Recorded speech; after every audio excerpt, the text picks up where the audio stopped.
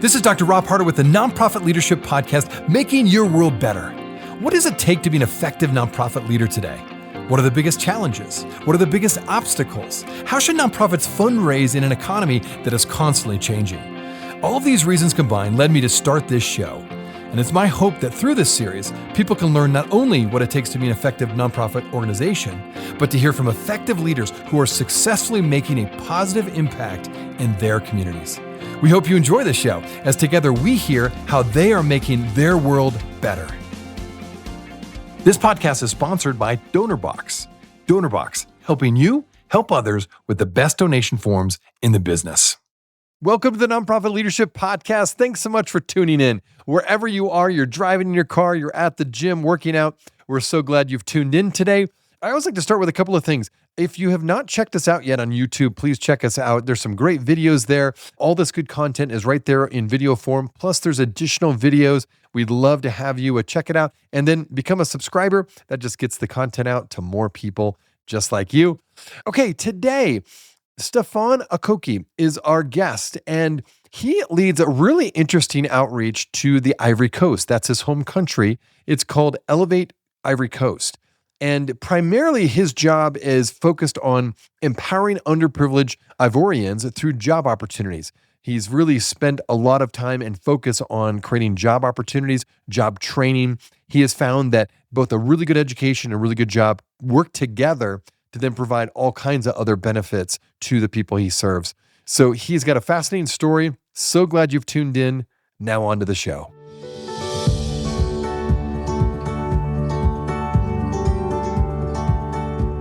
Well, welcome to the Nonprofit Leadership Podcast. So glad to have a special guest on the show. Stephane, really glad to have you here. And he's going to talk all about nonprofit that he is leading back to his home country. And so, Stephane, thank you so much for being on the show today. Thank you for having me. I'm excited to be here. Absolutely. All right. So I love giving my guests an opportunity to share a bit about their background and what they do, because every guest has such a wide variety of experiences and organizations that they're a part of. So share about the mission of your organization. What's the primary goal of empowering underprivileged Ivorians? Am I saying that correctly, by the way? Ivorians? Yes, Ivorians. That's correct. Okay, yes, good. Yes. So it's Ivory Coast is what we're talking about for my listeners. But yeah, so what's the primary goal of empowering underprivileged Ivorians through job opportunities? Yeah. So again, thank you so much for having me. I'm Stephane Aoki from Ivory Coast, or Côte d'Ivoire for our French-speaking friends.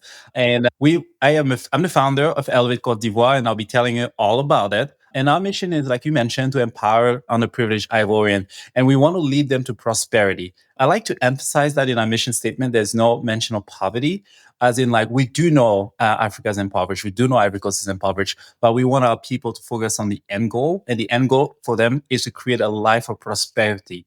And we found from our research, from talking to people, the best way to do that is to provide job opportunities, or opportunities in general, but most specifically currently we're focusing on jobs, so they can live a life of prosperity. And a life of prosperity for us is defined as a life where you do not have to worry about your basic needs, essentially. Like that. Excellent. And you really have focused a lot of your efforts on helping to train folks with job skills and help them flourish through employment. Out of the many things you could focus on, why have you focused on the majority of your efforts to helping people get jobs? You've just mentioned a little bit. Maybe you could talk a little bit more what you've found to be so important to helping people have a job, keep a job, and grow in their job.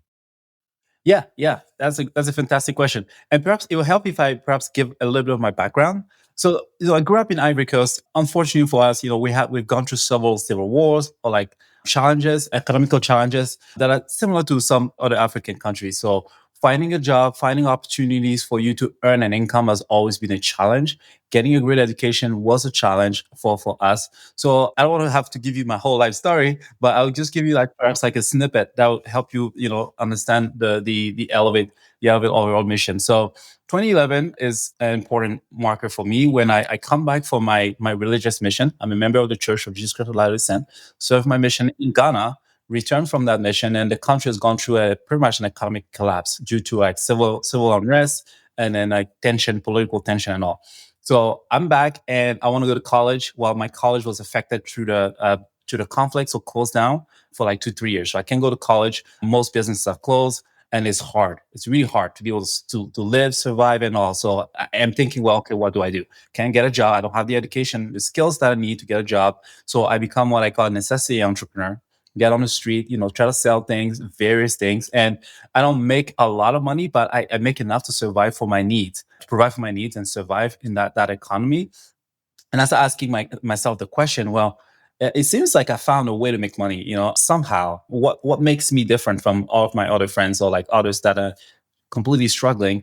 And then the Elevate vision was born. Is like, how could we get people, how can we get youth or people that are struggling in this economic situation to learn whatever it is that they need to learn, address whatever gaps that there is with them, so they can earn something. And that mindset or that mission or that vision helped me or led me to thinking, okay, I need to figure out, what are the skills? I need to figure out what are the things people need to know so they can get an opportunity in a way that will give them the income or the life that they want, is essentially. So that's where it was born. And from there on, I was able to get a job, then lost that job as in like for like corruption reasons, and it wasn't making a lot of money and it was difficult. And then moved to China, where I went and got some to further my education because of the challenge to get a good education. Then that turned out to be a scam. So very difficult time in China, and then eventually get another opportunity to come to the United States and then get my education here in the US, and then get a great job starting in consulting, and then now working into the IT field. So that journey was, I was searching for one thing essentially. I was searching for an opportunity to be able to get the education that I need to be able to provide for my needs. But also through that, I kept in mind like what can I learn from China? What can I learn from those countries where I'm at that has can be helpful to my people? What has China done differently? What has the US done differently that has made them either developing nation or developed nation, and Ivory Coast can learn from? And so from that journey, from that travel, and from my personal experience, and also talking to my friends and all, I realized that there's a dire need for opportunities essentially. And that's, I'm here because somebody gave me an opportunity. I have a job because somebody gave me an opportunity. And that opportunity was to earn. We need to earn something. We need to be able to provide for ourselves. And that's typical of any other nations. The difference is that country does not produce enough jobs or opportunities for the people to be able to earn their way to prosperity in a way.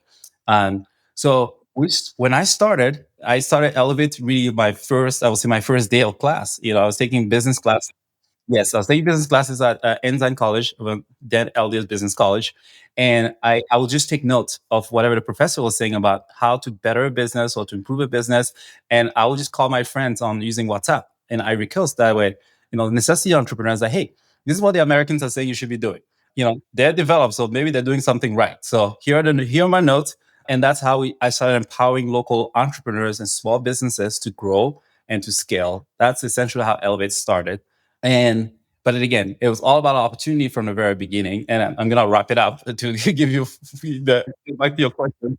But as we gone through that journey, we had some successes with entrepreneurs, and we had a lot of failures too.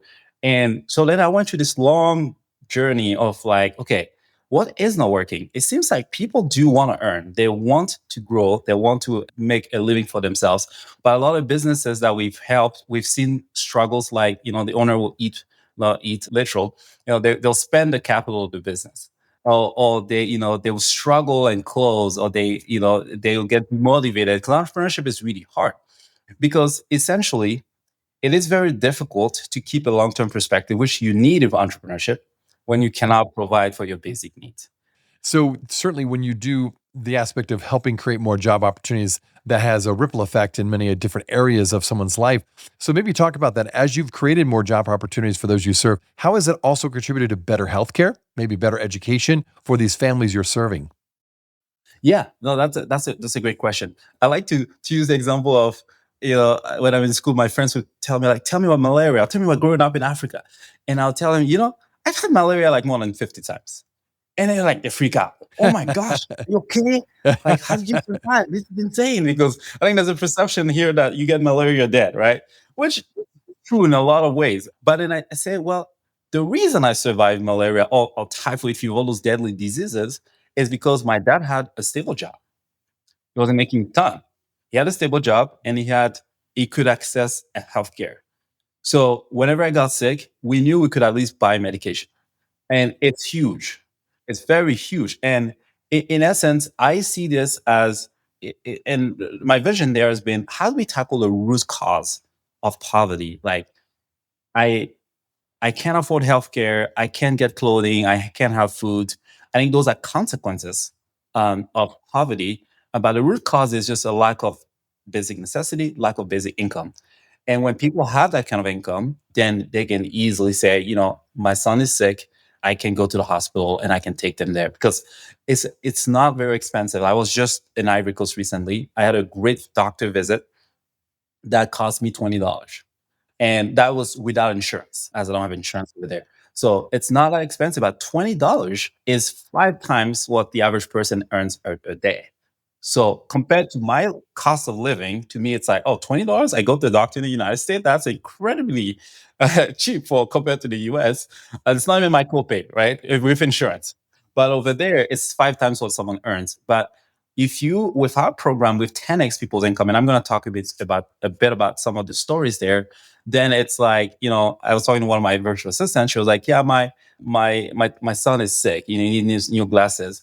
But she and I have been talking over the years, and she said it in a way of like, yes, she's stressed as a mother, but it was like, yeah, we're gonna go tomorrow to the hospital and just figure this out. But she can say that with confidence today because she's now earning 5, 6 times what she used to earn. But before, the story was different. Like, my son is sick, he doesn't have what he needs. Well, we just have to deal with it because there's no way we're going to the hospital. So it makes a huge impact there. And on education, again, it's the same principle of like, I don't have to worry about my food. Then it's like I don't have to worry about my rent. And it's like, okay, what else can I do? And it's crazy how, I mean, I've seen that shift with me when I moved to the United States. I was like, okay, well, I could learn this, I could learn that. I started getting hobbies. Hobbies are not a thing over there. Like, hobby, have you eaten enough yet for you to like? Have you provided for your basic needs? We just don't think that way, and it's incredible. Like today here, I garden. I go into like decoration. I was telling him about my background and stuff, but that's because I can eat enough. That's because I have my basic needs taken care of. And so we have our virtual assistants today that I enroll with programs like BYU Pathway, online education. And that's not something we push them to do. They're just like, I would love to get more education. I would love to learn a new skill. But that's when your basic needs are taken care of and your family's safe, then you have the confidence to move forward and do such. What a great description. It's so true. When you don't have the basics, if you have a hungry stomach, it's very difficult to learn and to read and to want to do any of, certainly not even think about hobbies, So love how you describe that. Well, one of the other things you do, as I learned, is providing financial assistance. And I'm curious on how you do this, because on the one hand, you want to provide financial assistance, right? But on the other, you're encouraging self-reliance through getting a good job. How do you balance the two, and how does that work out when someone comes in it with a need? Is it a period of time that they get financial assistance? Is it if they already have a job that they get a certain amount of assistance? Maybe they get more if they don't have a job. Yeah, break that down for us. How does that work? Yeah, no, that's a fantastic question, and I don't think I'll say we have figured this out entirely.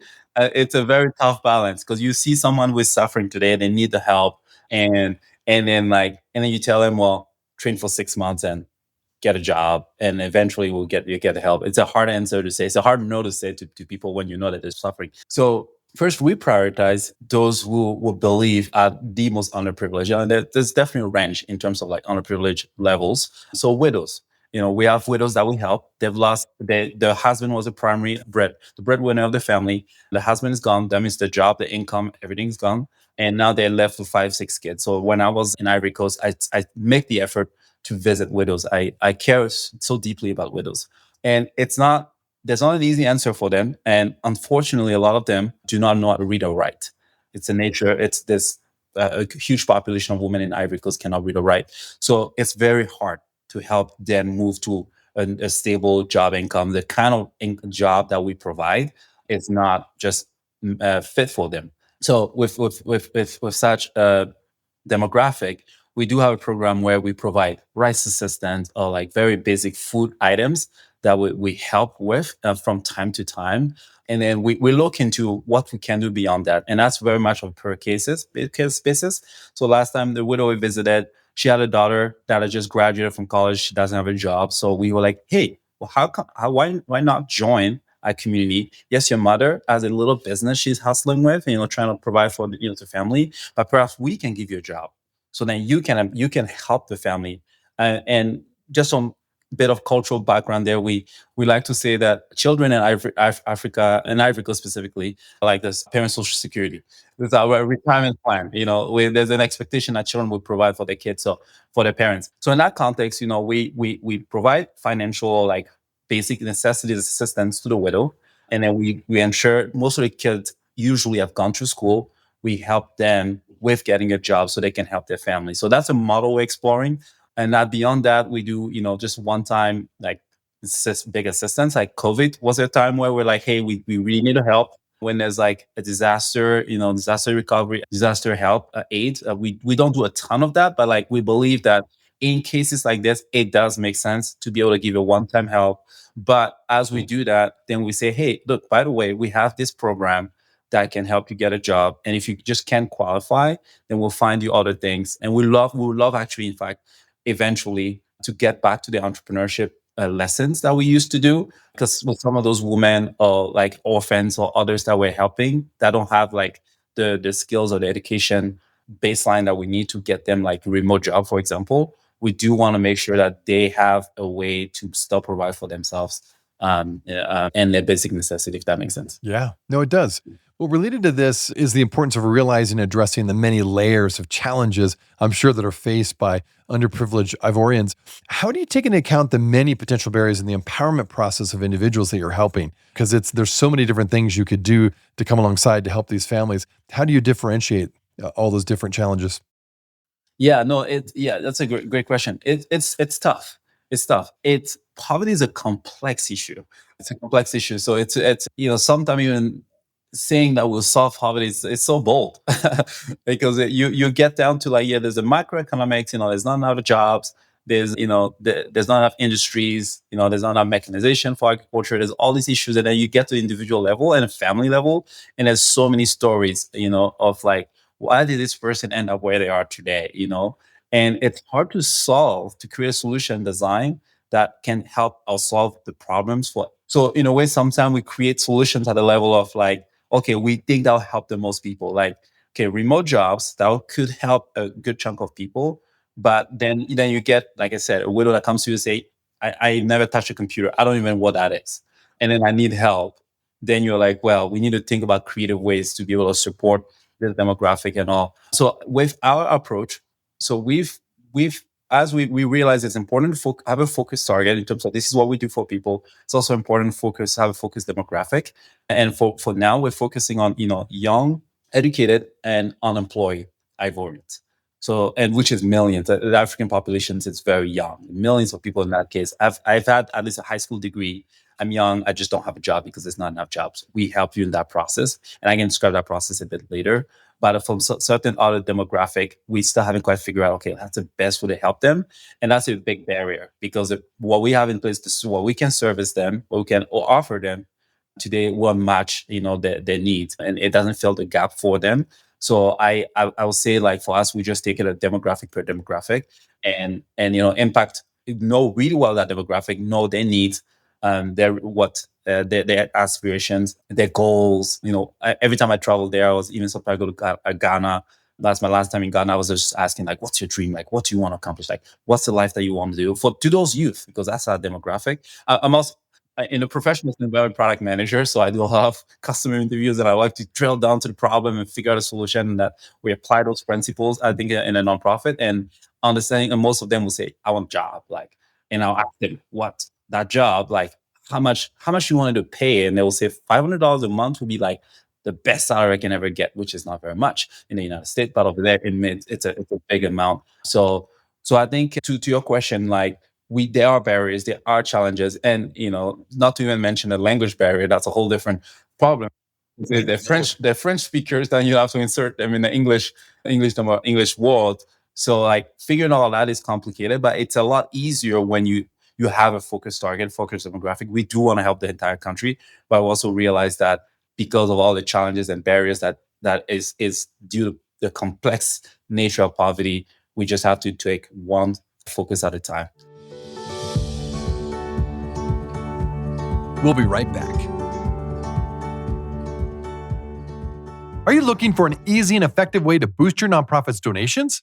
Look no further than DonorBox, the online fundraising platform that streamlines your fundraising efforts, maximizes donations, and simplifies giving for your supporters. With DonorBox, you can create beautiful donation forms, accept digital wallet payments, track donations, and send auto receipts. And the best part? There are no setup or monthly fees and no long-term contracts required. So what are you waiting for? Visit donorbox.org today to get started. That is donorbox.org. Hey friends, thanks so much for listening to the Nonprofit Leadership Podcast. Many of you know that I provide leadership and life coaching. With my 30 years of nonprofit experience, I know firsthand how hard leaders like you work. I also know how important it is to have someone you can call on and to get help with the barriers and leadership challenges you will face both professionally and personally. I really want to help people thrive and become all they were meant to become by providing coaching and consulting services. And it's been so much fun working as a coach, working with clients who are leaders just like you, looking to grow personally and professionally. What you may not know is that I also provide consulting services. Currently, in fact, I'm working with an organization to help them create a clear strategy and plan to raise $3.5 million to expand their organization. So perhaps you're an executive director and you sense your organization has hit a lid on growth and you need a strategy as to how you can scale your nonprofit. Or perhaps the culture you set out to create is not the culture you have currently and it's impacting your staff retention. Or maybe you're facing a major resource challenge and you don't know what to do. That's where I can help. I come alongside leaders and organizations to create strategies to grow their organizations and maximize their impact. If your nonprofit needs help with fundraising, strategy, or operational effectiveness, reach out today. You can simply email me at rob@robharter.com. You can go to my website, robharter.com, or you can call me, 435-776-5173. I would be happy to provide a free sample coaching session or a consult to see how I can best be of help to you and your organization. Well, thanks again for listening. Now back to the show.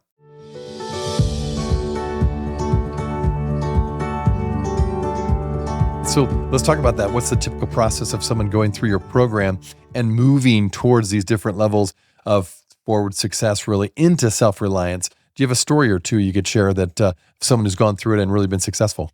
So I like to take the example of Ruth. So Ruth Awuna is a single mother from Nigeria. So she and I serve a religious mission together in Ghana. So she went back, she's from Nigeria, went back to Nigeria, went back to Ivory Coast. We kept in touch loosely over the years. She had two beautiful children. And then, her husband left her, and then she's not a single mother. She has to take care of those two kids. So she was a teacher in Nigeria, making $30 to $40 a month, extremely low for that country. Even it's very low. It's difficult to survive on this, while she has to pay for all of her expenses, pay for children's school fees and all that kind of thing. So then she comes to me over the years, say, hey, could you help me out and all that? And I was like, yeah. And then at that time, we've made a couple one-time help to like sponsoring the children's education.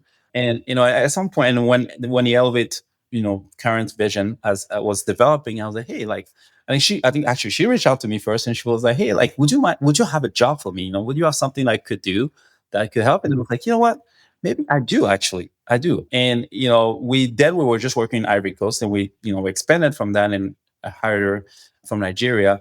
And so she was teaching elementary school then, and then in the evening she'll just do clean. She'll clean to make enough money.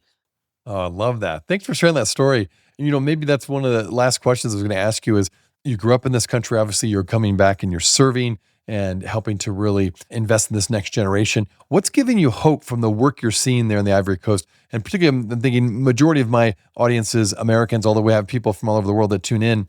Give us a sense of what's going on in the Ivory Coast, and again, what's giving you hope specifically? Yeah, I would say, let me think through this. So the first thing is what we're seeing, the change we're seeing in those people. I think it makes a tremendous difference. I'll give you the story of Ruth. I have other stories I could share. Seeing how they're changing, see how what it enables them to do. With friends on social media, so I'll check out their stories or the things that they're doing. It's just incredible to see, like the freedom that they've gotten, and then the empowerment, from being able to do all the things that they would not have been able to do otherwise. It's just incredible. It gives us hope that there's goodness there. There are people that are willing to work. And as I visit there, and then I keep always checking, I like love to do my little research and like, hey, we have this thing, like we could train you, we can help you, but like tell me what are your dreams, what are your aspiration. And it's just incredible to see that regardless of what the challenges they're facing, people still dare to dream big. They say, I don't know if I'll ever be able to get these things. I don't know if I'll ever be able to like not worry about food and shelter, but I would love, to have my own place. I would love to have, to be able to have a good education, or to be able over there. It's like it's important to like I can get my mother something. It's important to like bless our mothers, or like do something big for our mothers. Like that's important to people, and like I want to be able to, at least when my mother is still alive, I want to like, shower her with gifts and all. But if I could get the income to do those things, and it's incredible to see that the people are still dreaming, and they want, all they need is an opportunity to be able to get to that dream. So that like, really excites me. And our population is young; it's very young. I think they've seen 50 to 60% of that the African population is like, I don't under 20 or 25. I can't remember the statistics there. It's a young population, it's a vibrant population they're willing to work, and they're willing to put on the effort. But all they're looking for is an opportunity. And many of them think that opportunity has to be abroad. I have to leave because they feel like they can't find that opportunity. And I had to, but I want to tell them, I tell the youth over there, like, look, not everybody will have that chance to leave as much as you want to. It's difficult. So how about we bring you the dream that you're trying to live abroad to the country? And that's what Elevate's all about. We want to bring you that dream. I came and lived the American dream. I came with $50 and in my pocket, did all the things, and it's incredible. Good job, invested in real estate, did all those things, and I'm like, if I could have stayed there, and I would have loved to have that opportunity to be able to realize those dreams in my community. And that gets me excited the most. And not just for individuals and family, but for the entire country. How can I serve my country better? And there's so much to do there in agriculture, in like education. There's just so much work to do. Well, again, love your energy. Thanks for taking time to be on the show. And thanks for all you're doing to really make a difference in people's lives. Thank you. Thank you so much for having me. Have a fantastic day. Hey, friends. Well, I wanted you to know that this podcast can be found on iTunes, Spotify, Amazon, Google Podcasts, and wherever you listen to other podcasts. I also want to encourage you to like, subscribe, and share this podcast with others. This will actually help us get this great content out to more nonprofit leaders just like you. You can also join the Nonprofit Leadership Podcast community. Find other resources and interviews of past guests all on my website, nonprofitleadershippodcast.org. Well, thanks again for listening. And until next time, keep making your world better. And don't forget to subscribe to my YouTube channel, the Nonprofit Leadership Podcast. Go to YouTube and look up Nonprofit Leadership Podcast. We'll see you there. This podcast is sponsored by DonorBox. DonorBox, helping you help others with the best donation forms in the business.